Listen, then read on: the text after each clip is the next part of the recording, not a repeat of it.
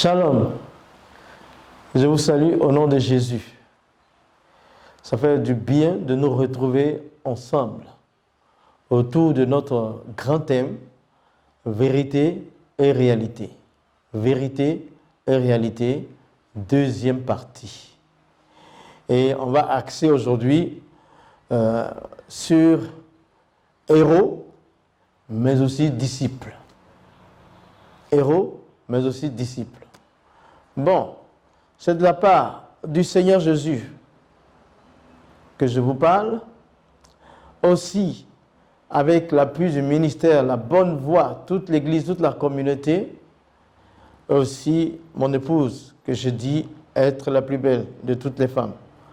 Donc j'espère que vous portez bien. Nous allons partir en vérité et en réalité pour la deuxième partie. Héros, mais aussi disciples. Qu'est-ce qu'un héros en réalité? L'hébreu dit Gibor.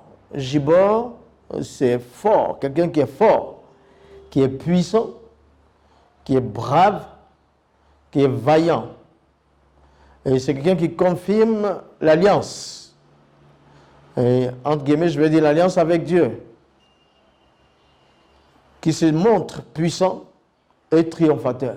Donc c'est un homme qui est brave, ou une femme qui est brave, qui montre de la puissance et qui confirme l'alliance avec Dieu.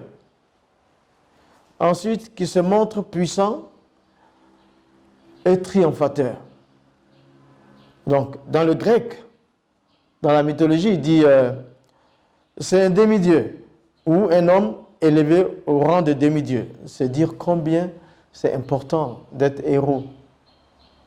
Bon, c'est aussi un personnage extraordinaire qui relève les défis et qui en fait la volonté de Dieu.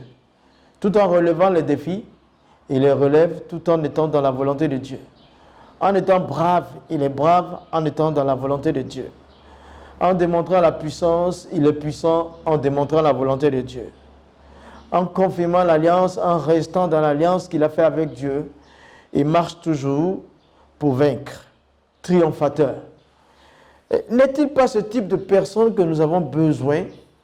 Nous avons besoin de héros pour ce que nous vivons maintenant. Nous vivons des temps très difficiles. Il faut des braves personnes. Il faut des héros qui feront la différence.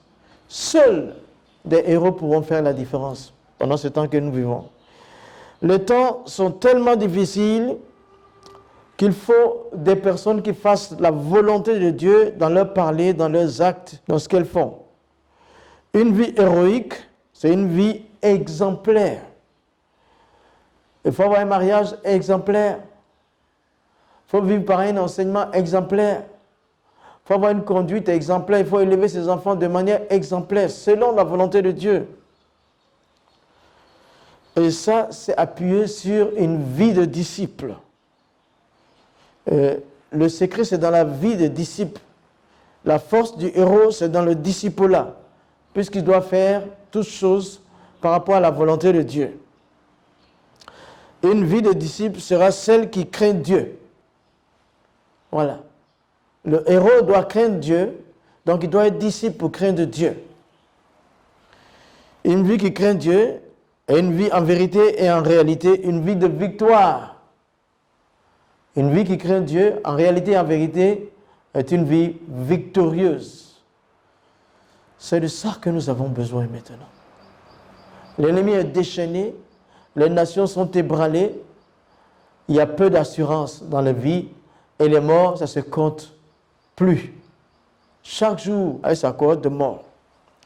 Nous vivons alors des temps terriblement difficiles qui sont les temps de la fin. Il faut des héros. Mais le héros, c'est toi.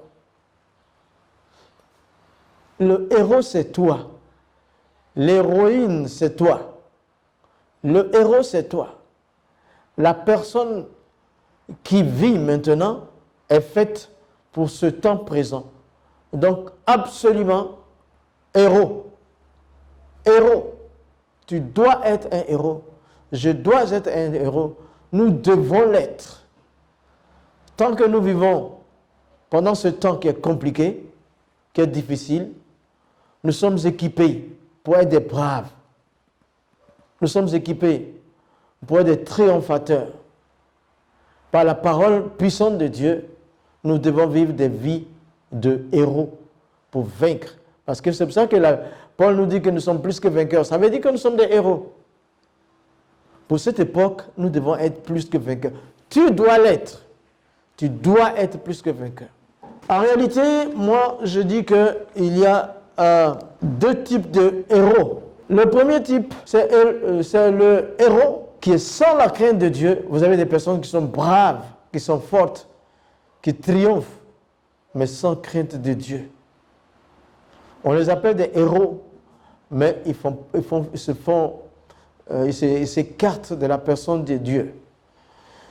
Ils mettent sur le compte de leur capacité leur victoire. Ils ne l'attribuent pas à Dieu. Il y a des héros. Le premier type de héros, c'est le faux héros.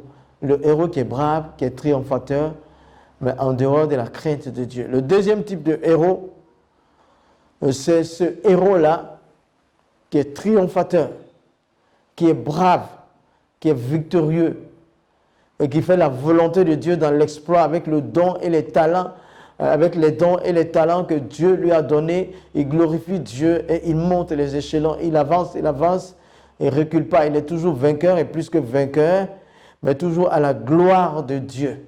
Ça, c'est le vrai héros. Mais on va regarder un peu une image du mauvais héros. Ça, c'est... Prenez vos Bibles dans Genèse 6, le premier verset. Il dit que lorsque les hommes eurent commencé à se multiplier sur la face de la terre et que les filles leur furent nées, les fils de Dieu virent que les filles des hommes étaient belles et ils en prirent pour femmes parmi toutes celles qu'ils choisirent. Alors l'Éternel dit, « Mon esprit ne restera pas à toujours dans l'homme, car l'homme n'est que chair, et ses jours seront 120 ans. » Les géants étaient alors sur terre en ce temps-là, après que les fils de Dieu furent venus vers les filles des hommes et qu'elles leur eurent donné des enfants. Ce sont ces héros-là qui furent famés dans l'Antiquité. Il y a ici une rencontre qui a donné naissance à des personnes qui ont été très braves par le passé. Des personnes héroïques qui ont affiché des records sans Dieu. Parce que ceux qui accomplissaient la volonté de Dieu, se sont liés à celles qui marchaient selon la chair, les humains. Ceux qui accomplissaient la volonté de Dieu, c'est ceux qui avaient les pensées de Dieu. À un moment donné, ils sont détournés de tout ça. Ils sont tournés vers les filles des humains qui agissaient comme les humains sans Dieu. Et il dit, elles étaient belles. C'est-à-dire, mais on trouve dans le bel là, on trouve, elles étaient bonnes à tout. Ils ont trouvé qu'elles étaient bonnes à tous leurs vices. Donc ils sont allés vers. Et il dit, l'homme n'est que chair. Dieu a regretté. Il dit, l'homme n'est que chair. Et chair, ça fait bazar. C'est ce qu'on utilise, c'est du bazar. L'homme est devenu un bazar. Chair. Rien de bon. Et les géants étaient alors sur terre. Ils sont nés de cette rencontre, les Néphilim. Et ils ont été des héros, mais des héros sans Dieu. Des héros qui ont préparé le déluge. Des héros qui ont préparé la rébellion. Des héros qui étaient braves sans l'accord de Dieu et qui faisaient des choses pour eux-mêmes sans Dieu. Et ça a préparé la rébellion. Ça a préparé le déluge. Et Dieu a donné un verdict alors. Dans le verset 7, il dit « J'exterminerai de la face de la terre l'homme que j'ai créé. » Des mauvais héros ont attiré la colère de Dieu et il a donné un verdict. Toujours face à la rébellion, Dieu donne un verdict. Toute espèce de rébellion attire le courroux de Dieu. Et ce qui suit, c'est le verdict. Le verdict de ces mauvais héros-là, de la part de Dieu, ce qu'il dit va exterminer. Il a regretté d'avoir créé l'homme. Ça, c'est le mauvais héros. Mais à toi qui m'écoutes cet après-midi ou ce matin, là où tu es, n'a rien à voir avec n'importe lequel de type de rébellion. Ne sois jamais rebelle. La rébellion attire la colère de Dieu. La rébellion provoque le verdict de Dieu, la destruction. Ça précédait le déluge. Prenez garde. Mais heureusement, le verset 8 de ce même chapitre 6 nous dit « Noé trouva grâce aux yeux de l'Éternel ». Dans tout ça, il y a un verset qui vient comme hors contexte. Mais Noé trouva grâce aux yeux de l'Éternel. Noé trouva grâce, que ce soit toi, que ce soit moi, que trouve grâce aux yeux de l'Éternel. C'est un peu une annonce de la grâce de Dieu. Dans chaque génération, dans chaque société, Dieu laisse toujours un héros. À l'image de Noé, pendant que les gens étaient rebelles, il y avait des faux héros, un vrai héros était là. Dieu pourvoit toujours, dans chaque société, dans chaque entreprise, dans chaque famille, dans chaque génération, Dieu a un plan pour un héros. Et moi, je dis que c'est toi. Ne sois pas comme les faux héros, les mauvais, dont nous en avons parlé tout à l'heure. Je vais maintenant commencer à parler des vrais héros. Voici, je vais dans le Nouveau Testament, 2 Pierre 2,5, il dit « S'il n'a pas épargné l'ancien monde, mais s'il a sauvé Noé, lui, le 8e, prédicateur de la justice, lorsqu'il fit venir le déluge sur le monde impie. » Le déluge est arrivé sur le monde impie. Il y avait quelqu'un dans ce monde impie qui était un héros, Noé. Il était un héros parce qu'il a cru en Dieu, contrairement à toutes les autres personnes, parce qu'il prêchait la justice. Il a été héroïque. Il a posé des actes de bravoure dans ce monde impie. Il a commencé à prêcher la justice. Voici la racine, le commencement aussi, nous pourrons dire, pour cette méditation de la vie de héros. Le premier héros que nous te présentons, il est sorti de mauvaises personnes, d'un monde impie, Noé. Mais regardez, Noé, on le présente, pour la première fois, la Bible l'introduit quand il avait 500 années. 500 années. Ça, c'est Genèse 5,32. Il avait 500 ans. Et quand il entrait dans l'arche, il avait 600 ans. Et on pourrait dire que les jours passés environ dans l'arche, la Bible n'en parle pas, la Bible ne compte pas tout, ne dit pas tout, mais les jours passés dans l'arche furent environ 370 jours. Donc, Noé, il prend 100 bonnes années pour construire l'arche, environ 100 ans dans un monde impie. 100 ans parmi des gens qui se moquent de lui. 100 ans environ parmi des gens, la Bible ne mentionne pas le nombre des années, mais quand à 500 ans on l'introduit et à 600 ans d'âge il monte dans l'arche, on pourrait dire ainsi. Et selon moi, disons qu'il a pris environ 100 ans pour prêcher l'évangile, pour frapper les clous, pour saisir la voix de Dieu, pour construire l'arche selon la description de Dieu. C'était un brave, un véritable brave, un triomphateur. Il a triomphé de l'environnement. Il a triomphé de la rébellion. Et il a construit l'arche pendant toutes ces années-là. Et enfin, il est sorti. C'est pourquoi c'était un prédicateur de justice. Un prédicateur de justice. Il faut être un héros pour prêcher le royaume de Dieu, pour prêcher la vie de Dieu parmi les impies. Mais avant lui, on va dire tout de suite, avant lui, il y avait Enoch. Enoch, juste avant le déluge, qui a été enlevé, c'est encore un héros dans l'ancienne alliance. Enoch, le premier qui est symbole de l'enlèvement que décrit la nouvelle alliance, Enoch marcha avec Dieu pendant 300 années et il fut enlevé. C'était un véritable héros. Le héros, pour me résumer, c'est quelqu'un qui marche avec Dieu. C'est quelqu'un qui marche avec Dieu. C'est quelqu'un qui marche avec Dieu. Que ce soit dans l'ancienne ou la nouvelle alliance, c'est quelqu'un qui marche avec Dieu. Il marche avec Dieu. Il marche avec Dieu. Il marche avec Dieu jusqu'à l'enlèvement. Il marche avec Dieu. Il marche avec Dieu. Marche avec Dieu. Marche avec Dieu. Tu seras un héros dans tes entreprises. Tu seras un héros dans le sein de ta famille. Un héros dans ta nation. Marche avec Dieu. Marche avec Dieu. Avec les dons et les talents que tu as, marche avec Dieu, tu seras un héros. En plus, prêche la justice, tu seras un héros. Vis la justice, tu seras un héros comme Noé. Garde la vision de Dieu, même si l'on se moque de toi. Garde ce que Dieu a dit, tu seras un héros. Peu importe les moqueries, les railleries. Marche dans la vision de Dieu, tu seras un héros. Tu vas réussir, tu seras un brave. L'Éternel te donnera la force de marcher et de prêcher la justice, de parler justice, de marcher justice, d'agir justice, de regarder justice. Garde la vision. Noé a gardé la vision. 500 ans on le présentait. À 600 ans, il avait fini de construire l'arche.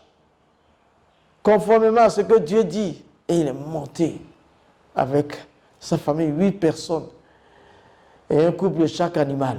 C'est ça un type de héros. Ceux qui ont la crainte de Dieu. Dans la nouvelle alliance, du moins dans l'alliance ancienne, il y a aussi un héros comme David. David était l'homme selon le cœur de Dieu parce qu'il avouait quand il était pris dans le péché. Parce qu'il était brave, il s'est tenu devant Goliath et lui a coupé la tête. Parce qu'il était un louangeur, il était un héros. Dieu siégeait dans la louange, quand il chantait, il marchait, il avait la victoire. David, lui qui était en train de faire ce que les autres ne faisaient pas. Et dans le dernier message, j'ai dit que l'onction royale l'a trouvé derrière les brebis. Un héros, il loue le Seigneur pour tout ce qui lui arrive.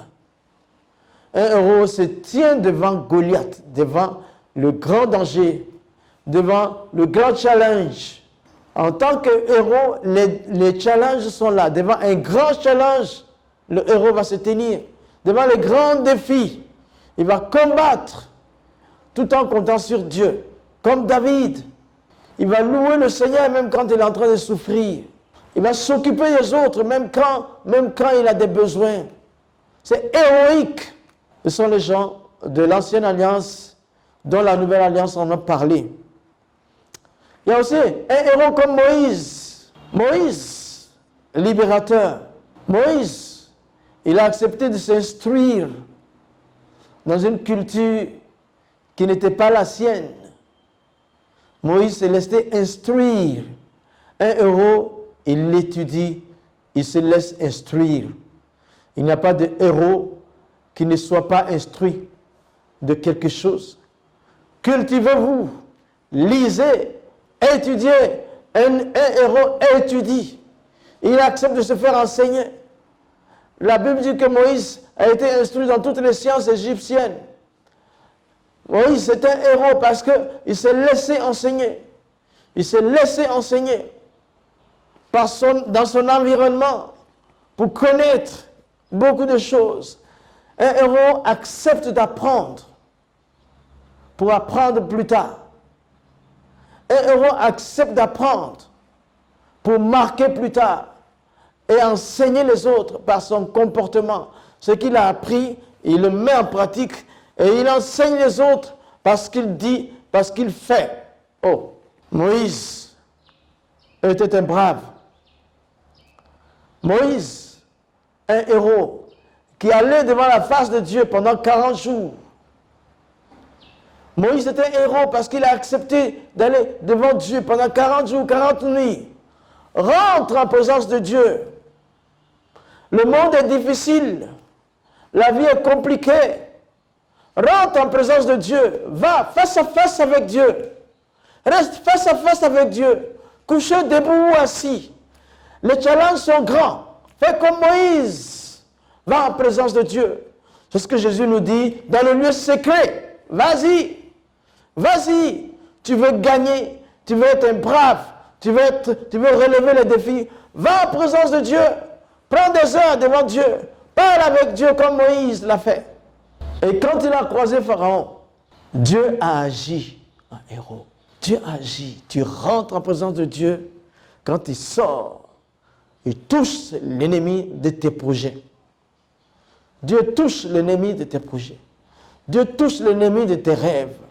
Dieu touche ceux qui veulent bloquer ta vision. Rentre en présence de Dieu et va relever les défis.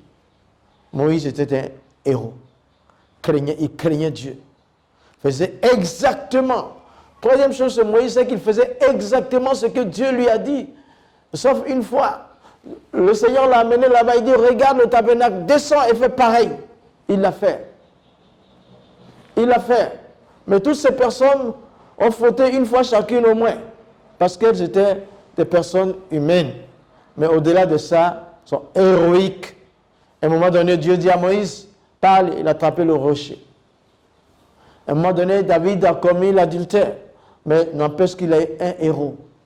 Toi et moi, nous avons fait des choses qui ne sont pas bonnes, mais nous demeurons héros. L'essentiel, c'est d'abandonner. Lâche le péché. Abandonne le péché. Abandonne le péché. Abandonne le péché. Un héros est victorieux sur le péché. Lâche le péché.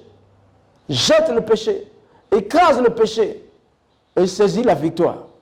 Maintenant, nous allons aller découvrir le secret de ces héros-là. Dans Marc, le secret de tous les héros. Marc 1, verset 16. De tous les héros. Secret de tous les héros. Nous allons maintenant découvrir ça dans la Nouvelle Alliance. Marc 1, 16. Comme Jésus passait le long de la mer de Galilée, il vit Simon et André, frères de Simon, qui jetaient un filet dans la mer, car ils étaient pêcheurs. Jésus leur dit, suivez-moi, et je vous ferai pêcheurs d'hommes. Aussitôt, ils laissèrent leur filet et le suivirent. Étant allés un peu plus loin, il vit Jacques, fils de Zébédée, et Jean, son frère, qui eux aussi étaient dans une barque qui réparait le filet. Aussitôt, il les appela et laissant leur père Zébédée dans la barque avec les ouvriers, ils le suivirent.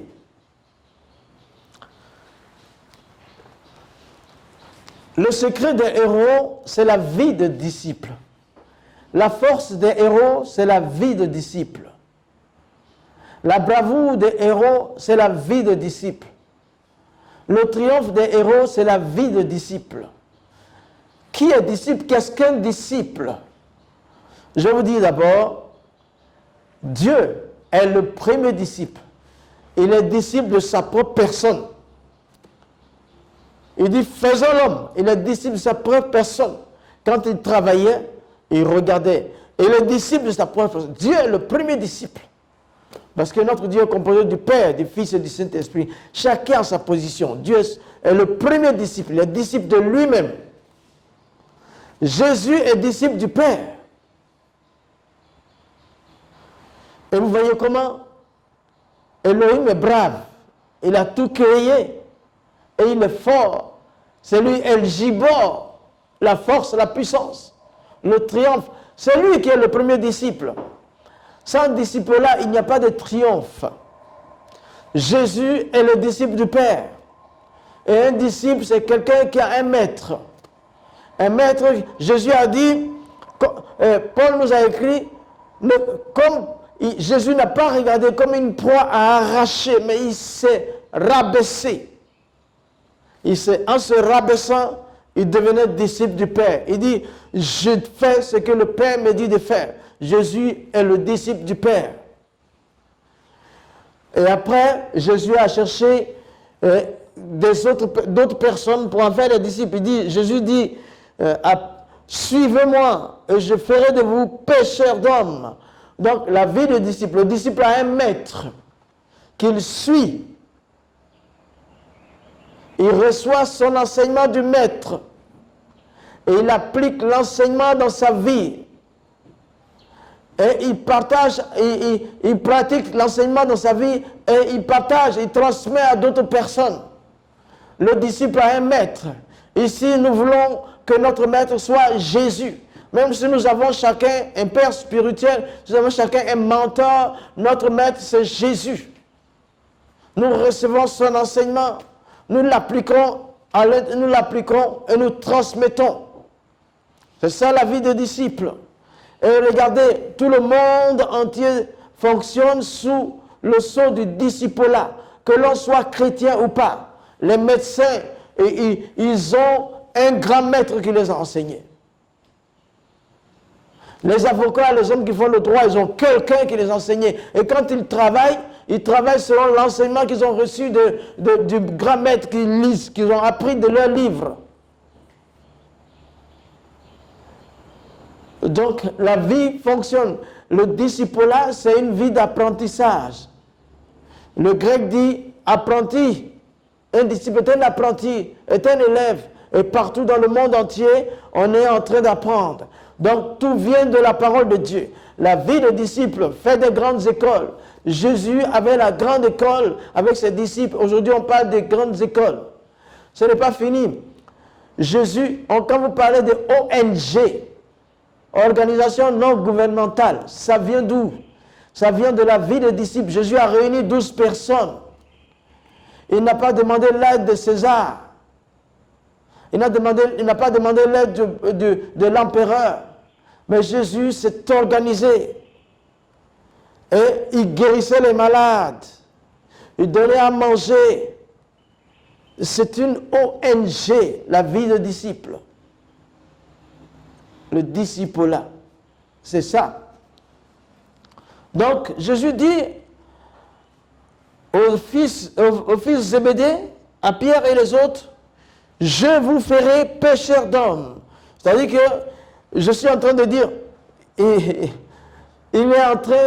suis en train de penser que Jésus dit, selon moi, je vous ferai des héros, je ferai de vous des héros, pécheurs d'hommes. Nul n'a péché des hommes avec la maison ou le filet, mais la méthode de pécher les hommes, c'est réservé aux braves. Jésus était en train de leur dire, je vais vous changer, je vais changer vos vies.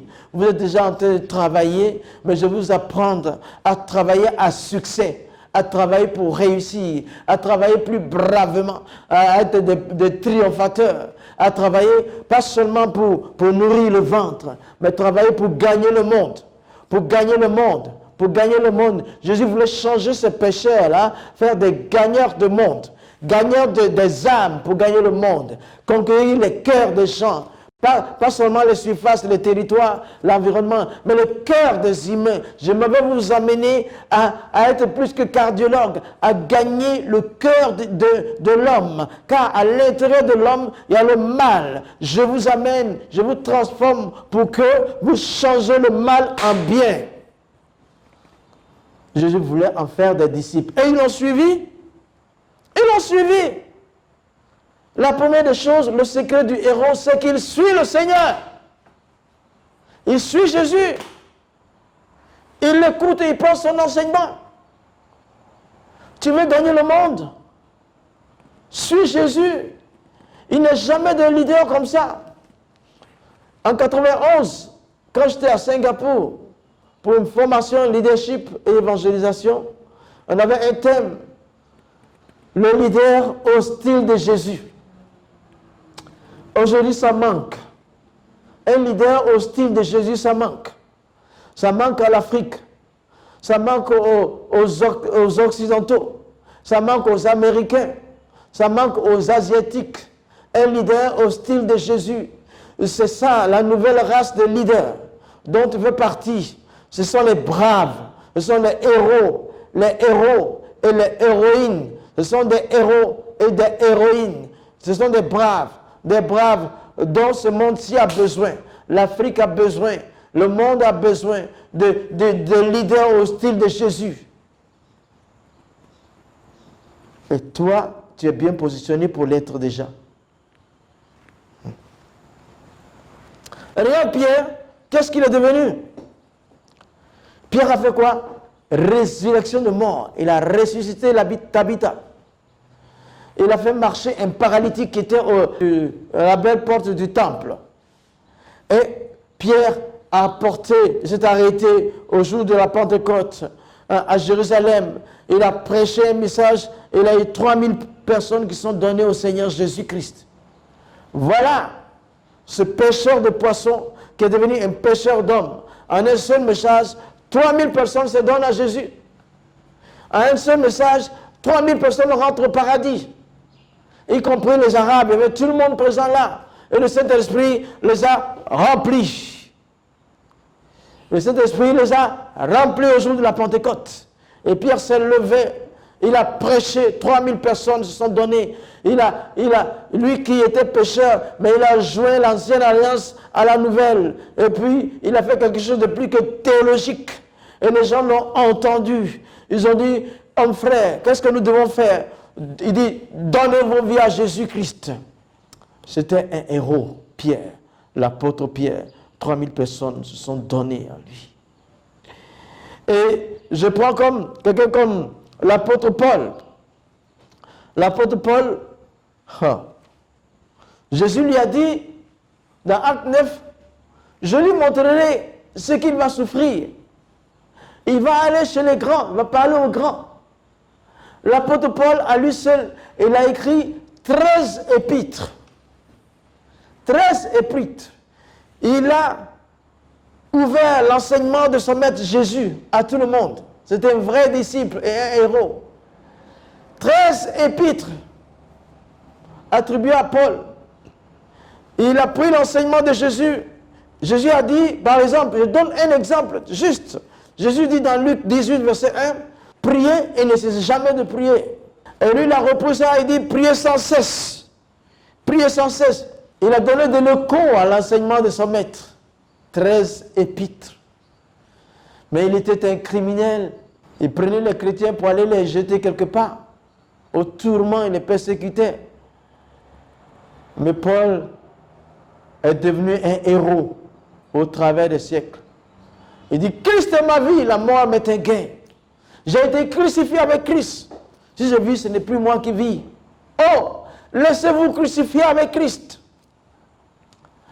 Christ est ma vie, que Christ, le héros, meurt pour Jésus. Le héros meurt pour Christ. Le héros se laisse lapider pour Christ. Christ est ma vie, la mort m'est un gain. Mais ce n'est pas possible. J'aimerais lire ça avec vous, Acte 14. Qu'est-ce que Paul a fait? Qu'est-ce qu'il a fait là? Acte 14. Acte 14, le verset 19. Alors, suivant d'Antioche et Icône, des Juifs qui gagnèrent la foule et qui, après avoir lapidé Paul, le traînèrent hors de la ville, pensant qu'il était mort. Mais les disciples l'ayant entouré, il se leva et entra dans la ville. Le lendemain, il partit pour Derbe avec Barnabas.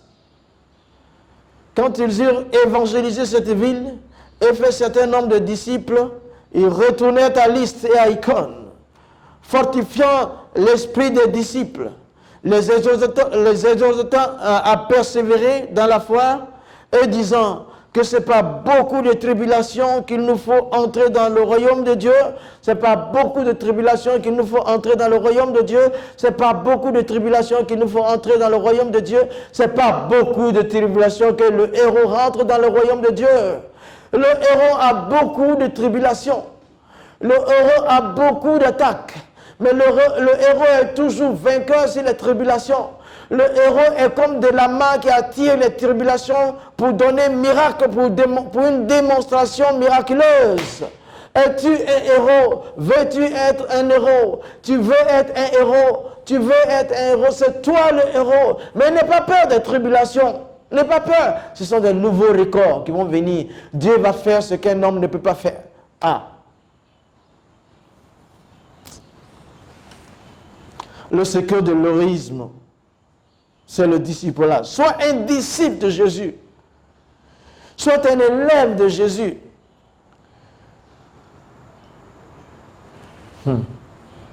Sois un apprenti de Jésus. Sois un collaborateur de Jésus. Marche avec Jésus comme Enoch a marché.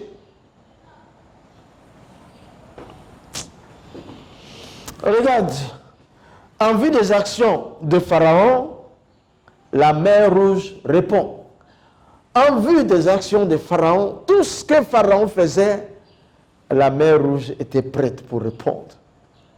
Tout ce que l'ennemi va faire contre toi, le Seigneur est prêt pour trouver une réponse dans les éléments de la vie, de l'environnement qu'il a préparé pour toi.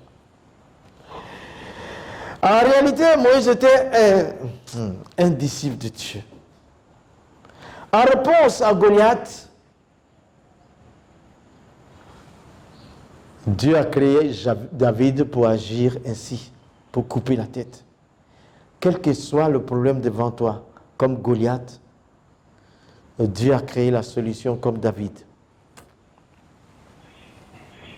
En réponse aux situations difficiles que tu vis, Dieu crée une situation victorieuse pour effacer la situation difficile pour toi. Parce que c'est toi le héros, c'est toi la héroïne. Et tu vois, dans Jean 10 là, que le voleur est venu pour égorger, etc. En réponse au diable, qui est venu pour voler, égorger, détruire, Jésus est venu et donne une vie abondante.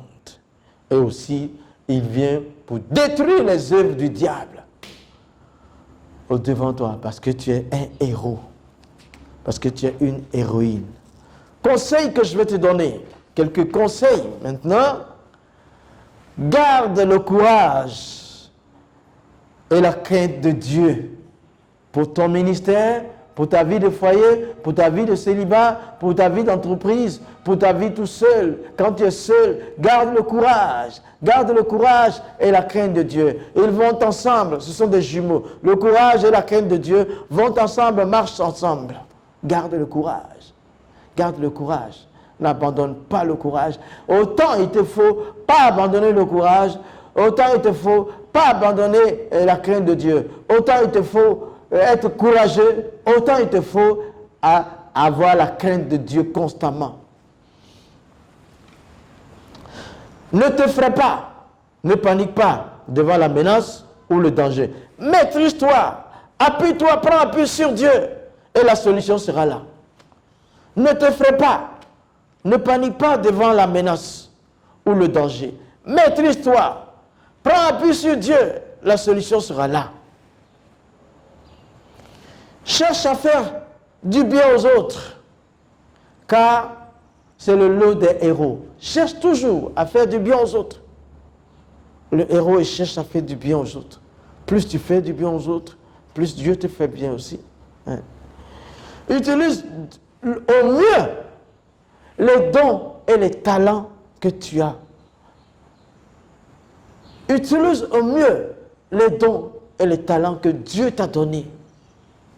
Utilise au mieux les dons et les talents que Dieu t'a donnés.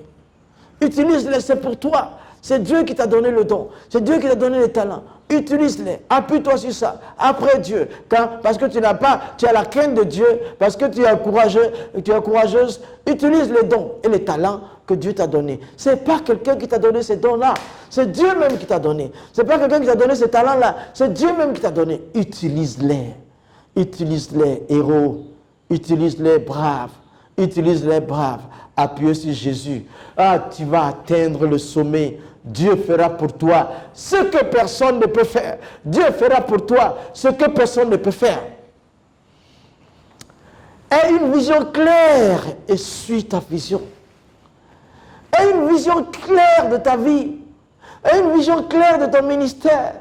Aie une vision claire de ton entreprise. Aie une vision claire de ta famille. Oh!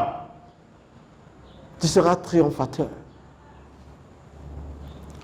Ne te lance pas sans confirmation de ta décision par le Saint-Esprit. Ne te lance jamais dans une opération. Ne te lance jamais dans une situation sans confirmation de ta décision par le Saint-Esprit. Que le Seigneur te bénisse. Que le Seigneur te bénisse. Héros, mes disciples, on s'arrête ici. Vérité et réalité. En vérité et en réalité, le héros, c'est lui qui est le disciple. Le héros, c'est lui qui est le disciple. Le disciple-là, c'est ce qu'il nous faut pour marcher avec Dieu, pour faire des exploits avec lui. Que le Seigneur te bénisse. Je vais prier pour toi, héros. Et après, ce sera la deuxième partie. J'ai prié pour toi. Seigneur, mon Dieu, en vérité et en réalité, les frères et sœurs qui m'écoutent, qui me regardent, sont des héros. Souvent, ils manquent de confiance. Mais je te prie aujourd'hui que les bravoures sortent et que l'on voit les bravoures, que l'on voit l'onction que tu mets en eux, que l'on voit la puissance que tu mets en eux, que l'on voit la victoire qu'ils ont sur le péché et que Seigneur, ils triomphent dans tous les challenges qui sont les meilleurs et ainsi nous aurons le leadership au style de Jésus qui va diriger ce monde futur. Shalom, que Dieu vous bénisse. Dans une minute, vérité et réalité, on va nous donner quelque chose sur l'islam. حين أرى صليبا من قضى فحاز الاتصال. La semaine dernière, je vous avais dit qu'est-ce que l'islam? Qu'est-ce qu'une religion? L'islam veut dire soumission. Musulman veut dire personne soumise à Dieu. Et l'islam se disait vraie religion. Non, nous ne sommes pas des religieux. Mais j'ai dit que la religion n'a pas de relation, mais j'ajoute, la religion n'a pas de relation avec Dieu. C'est seule la vie des disciples qui donne une relation avec Dieu. L'islam est une religion, donc n'a pas de relation avec Dieu. Mais ce que je te dis, c'est un conseil. Je vais pas, ce sont des conseils pour vous montrer des petites clés. Je ne vais pas en faire un séminaire, mais utilisez-les avec sagesse. Bon, aujourd'hui, je veux qu'on parle de la première sourate. On est en train de voir l'islam un peu. La première sourate du Coran, qu'on appelle Fatiha, première en ordre. En ordre. C'est la sourate qui est récitée premièrement pour les 5 prières rituelles qu'ils appellent Fatiha. Chers serviteurs de Jésus-Christ, chers servants de Jésus-Christ, je vais vous dire quelque chose. Dans cette sourate, la Fatiha, les versets 6 et 7, il dit « Guide-nous dans le droit chemin, le chemin de ceux que tu as comblés de faveur, non pas ceux qui ont encouru ta colère, ni les égarés. » Bon, il y a quelque chose qu'on va découvrir ici. Dans la sourate Fatiha, les versets 6 et 7, c'est comme un sort qui est lancé. Bon, celui qui prie, il dit « Ihdina sirat al-mustaqim » c'est-à-dire, Dieu dirige-moi sur le droit chemin. Il dit le chemin de ceux que tu as comblés de faveur. Ceux qui sont comblés de faveur, selon eux-mêmes, ce sont les musulmans. Il dit, non pas ceux qui ont encouru ta colère. Non pas ceux qui ont encouru ta colère. Qui sont ceux qui ont encouru la colère d'Allah, le Dieu de l'islam, selon le Coran? Ce sont les Juifs. Il dit donc, accorde tes faveurs aux musulmans, mais pas aux Juifs, ni à des égarés. Qui sont les égarés? Ce sont les chrétiens. Donc, le Coran dit, dans la 6e sourate, dans la première sourate, Fatiha, versets 6 et 7, ils ont une prière contre les Juifs et les chrétiens. Il dit, ils veulent la faveur pour les musulmans, c'est-à-dire qu'ils sont comblés de faveur, mais que cette faveur ne soit pas pour les Juifs qui encourent la colère d'Allah, ni pour les chrétiens qui sont des égarés. Donc, chaque jour, 5 fois par jour, quand le musulman va prier, il va réciter cela. Ihdina siratal mustaqim. Ihdina siratal mustaqim. Dieu, dirige-moi sur le chemin droit, le chemin de ceux à qui tu fais tes faveurs, des musulmans, non pas les égarés, ni les égarés qui sont les chrétiens, ni ceux qui ont couru la colère, ni les Juifs. Donc c'est une requête qui monte constamment vers Dieu pour leur dire, ne donne pas de faveur aux Juifs et aux chrétiens. Ça, c'est la première sourate. Et ça, c'est récité plusieurs fois. Sachez-le. C'est pourquoi nous, chrétiens et juifs, nous, chrétiens particulièrement, nous, les chrétiens, nous devons savoir qu'il y a une information, il y a des prières qui sont faites au quotidien, au moins 5 fois par jour, pour dire que nous ne devons pas avoir les faveurs d'Allah. Allah, pour eux, c'est Dieu, mais heureusement, nous n'avons rien à demander à Allah, nous avons tout à demander à Elohim au travers de Jésus. On va y arriver. Donc, sachant cela, quand nous prions, nous faisons le contraire. Nous pouvons prier que ces gens-là soient bénis. Parce que comme je vous ai dit la première fois, ils sont soumis à un mauvais maître. Ils ont été soumis à un maître. Ils ont été séduits pour les soumettre à un maître qui n'a pas soin de leur avenir céleste. Donc, ils ont été séduits. C'est pourquoi dans leur prière, ils prient pour que les chrétiens n'aient pas la faveur de Dieu. Pour eux, c'est Dieu, et c'est parce qu'ils sont séduits. Mais nous faisons le contraire. Nous, Jésus nous a donné l'autorité et la domination. Nous prions pour eux, pour qu'ils soient délivrés de ça. Sachez-le, c'est une information. C'est pareil. La fin du Coran, les sourates 113, 114 du Coran, montrent le prophète de l'islam qui fuit les démons. Il dit, épargne-moi les démons, préserve-moi des démons, et préserve-moi de Satan. Or, à la fin de l'évangile de Matthieu et tout ça, Jésus donne le pouvoir à ses disciples de chasser les démons. Et si bien que nous prierons toujours pour eux. Mais la nouvelle, c'est que tu saches. Et chaque fois qu'ils prient, ils ne veulent pas que toi tu aies les faveurs d'Allah. Mais c'est pour ça que nous prions le contraire. Parce qu'ils prient un Dieu qui n'est pas celui que nous prions. Nous en parlerons plus tard. Alors, ils ont été séduits pour les amener à prier contre les faveurs de Dieu pour toi. Mais ceux qui sont bénis, personne ne peut les maudire. Donc, prions à leur faveur. Deuxième petite information, petite leçon sur l'islam cet après-midi, c'est le Coran. Le Coran est-il uniquement venu pour les Arabes?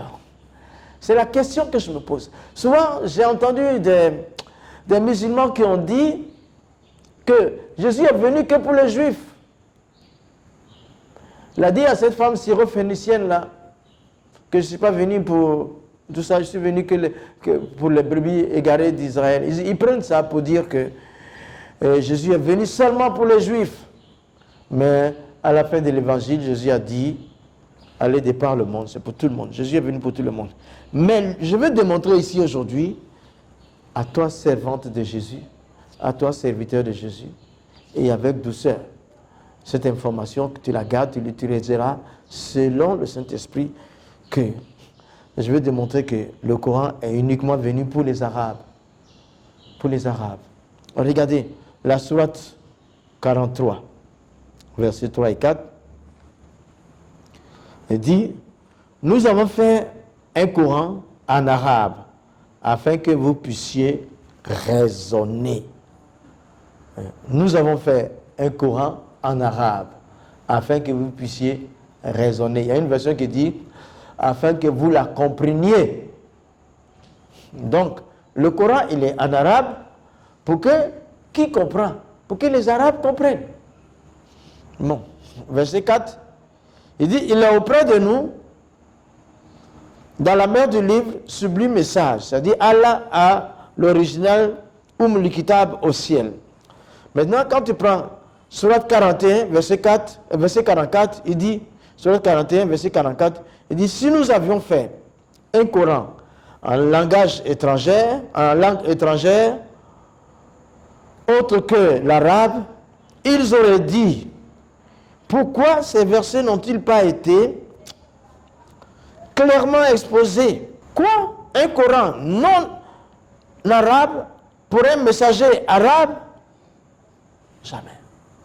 Non, ce verset dit que si Allah avait fait le Coran en arabe, si Allah n'avait pas fait le Coran en arabe, ça allait être grave. Parce que celui qui enseigne le Coran, celui qui est le prophète, il est arabe. Donc ça veut dire que le Coran, il est fait pour les Arabes. Pourquoi il y a d'autres personnes, il y a d'autres Américains qui sont musulmans? Pourquoi il y a des Ivoiriens qui sont musulmans, dont moi, mon père? Pourquoi nous avons été des imams? Pourtant, à l'époque, je lisais tout ça. Pourquoi il y a des Européens qui sont musulmans? Pourquoi il y a des Asiatiques qui sont musulmans? Le Coran, il est fait que pour les Arabes. Retirez-vous. Retirez-vous. Le Coran est fait que pour les Arabes. Pour qu'ils comprennent. Mais si tu n'es pas arabe, tu n'as rien à voir avec le Coran, donc tu n'as rien à voir avec l'islam. Retire-toi. Si tu es ivoirien, tu n'as rien à voir avec le Coran, tu n'as rien à voir avec l'islam. Retire-toi. Je vais vous expliquer. L'islam est un esprit qui cherchait comment propager sa religion. Hein? C'est pas compliqué. C'est un esprit qui cherchait comment propager sa religion. Donc il a regardé, et il a vu une nation brave, intelligente, forte, belle. Il a vu une race brave, intelligente, belle et guerrière. Et il a capturé. C'est la nation arabe. Et il a capturé la langue arabe. Et il a utilisé la bravoure de la nation pour propager sa religion. C'est pourquoi aujourd'hui, le Coran, il faut réciter en arabe. Et ils disent que le jugement se fera en arabe. Et les versets sont en arabe. Normalement, les autres langues, ce sont des essais de traduction. Mais ils ont capturé nos frères, les Arabes, des gens si dévoués, des gens si puissants, des gens si intelligents. Et ils ont capturé les langues si riches, autant riches que l'hébreu, pour en faire le véhicule d'une religion, d'une doctrine qui ne mène pas vers le ciel. Mais croyez-moi, frères et sœurs, servantes et serviteurs de Jésus, nous allons libérer nos frères arabes. Il y a beaucoup d'Arabes qui sont devenus chrétiens. Il y a beaucoup d'Arabes qui sont devenus chrétiens. Nombre d'entre eux n'ont pas lu ces sourates-là. Mais nous mettons en accord. C'est un secret que je vous révèle aujourd'hui. Pour dire que le Coran, il est fait que pour les Arabes.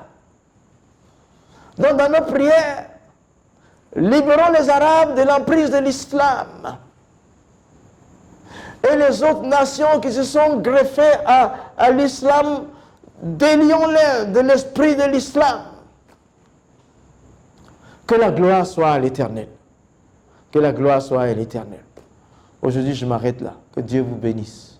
Et si Dieu le veut, dans 2 semaines, on va encore parler. Je prie pour la délivrance de tous les musulmans. Notre Dieu, Seigneur, l'islam veut dire soumission. Les gens se sont soumis, mais ont été séduits pour se soumettre au maître qui n'est pas le vrai. Et ils pratiquent un islam religieux. Notre Dieu, je prie pour leur délivrance. Je prie aussi pour l'Église, pour qu'elle se rende compte de ses dons, de ses talents, de ses capacités, afin d'annoncer l'Évangile avec amour et puissance, afin que les malades guérissent, afin que les boiteux marchent, afin de délier nos frères de l'emprise de l'islam, comme moi j'ai été, comme l'a été Saïd, comme l'a été Karim, comme l'a été Fatima, comme l'a été Maïmouna, comme l'a été tous les autres. Tous les autres. Oui, c'est possible, parce que nous sommes des héros. La réalité et la vérité, c'est que c'est possible. Tout est possible avec Dieu. Sois béni. Shalom.